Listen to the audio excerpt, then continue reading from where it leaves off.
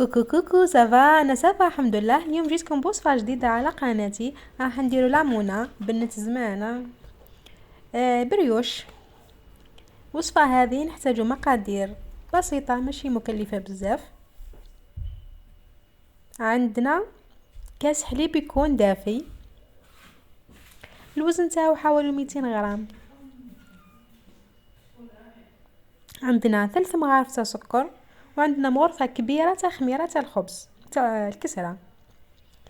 السكر والخميره نخلطهم مليح، اللي يحب يخليهم هكا مع بعضها 10 دقائق احسن واحسن. نخلطوا الخليط تاعنا بيان، ونزيدوا له عظمه متوسطه ماشي كبيره.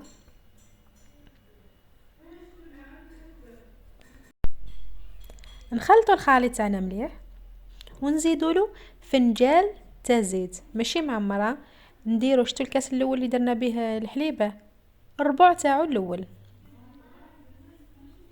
ونحطوا لها مبشور تاع ليمون قارص. ونعتمدوا الخل كمحسن في الوصفه هذه. عندنا ذاك الفارينه مع وحده خميره تاع كاطو، نغربلوهم مع بعضهم. الفارينه هنا كل وحده والفارينه تاعها.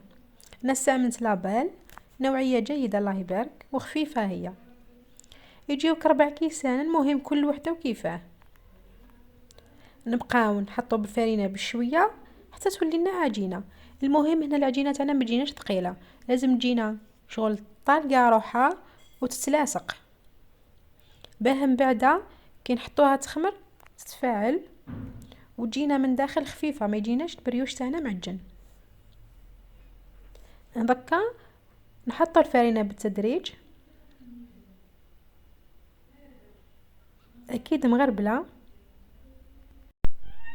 ونحطوا لها دكا ما ورد، الملح، لازم الملحه، ما ورد والملح. نبقاو نعجنو في الخليط تاعنا هكا. بعد ما نعجنوه مليح نخليوه يخمر حتى يضاعف الحجم تاعو. بعد ما نخليوه يخمر ويضاعف الحجم تاعو، نعاودو نعجنوها مليح. من بعد نبدا نشكل فيها.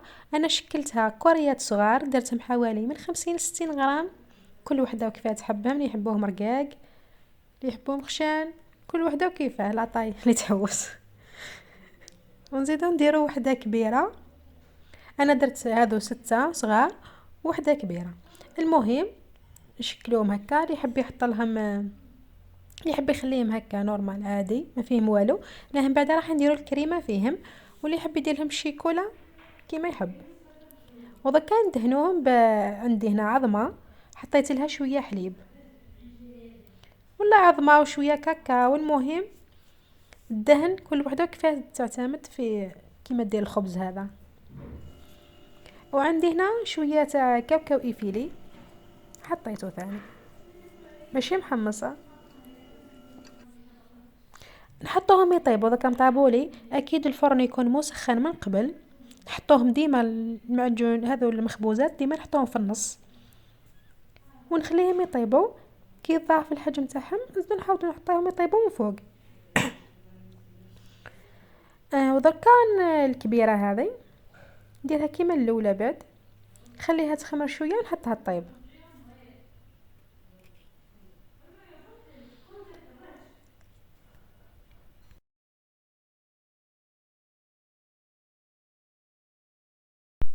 ودركا نديرو الكريمه هي عباره عن كاس معمر تاع حليب ونص، وعندنا 2 مغارف كبار تاع النشا، و3 مغارف تاع سكر، وعندي مبشور تاع الليمون وعظمه. هذو نحطوهم مع بعضهم بارد في بارد، ومن بعد نحطوهم فوق النار. هم هنا فوق النار كي يبداو يديروا الفقاعات تسمى نشا طاب، نحيوهم ونحطوهم في الثلاجه حتى يبردوا، حتى يبرد الخليط هذا تاعنا.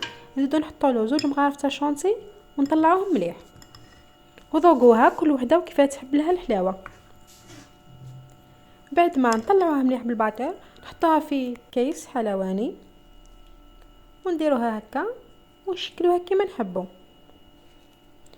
انا اعتمدت الطريقه هذه، درتها في الكبيره ودرت في الصغار، اللي بالشيكولا بالشيكولا، واللي درتهم فارغين تسمن فيهم الشيكولا حطيتهم من الكريمه.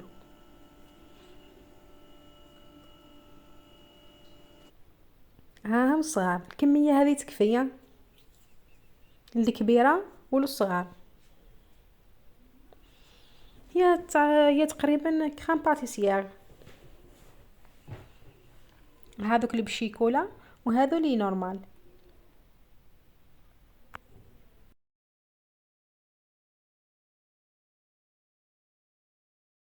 هذه هي الوصفة تاع نهار اليوم، نتمنى انكم تجربوها وتعطوني رايكم فيها.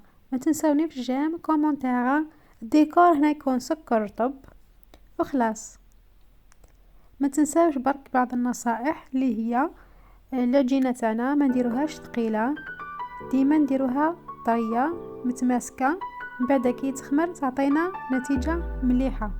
وثاني الفرن نحاولوا نسخنوه من قبل، ماشي هو بارد نحطوا العجينه تاعنا طيب، اكيد ما راحش تكون نتيجه مليحه. والحشو اختياري، كل وحده واش تحب دير لها. ما تنساونيش بجيم وكومونتير. تلاقاو ان شاء الله في الفيديو الجاي. مع السلامه، باي.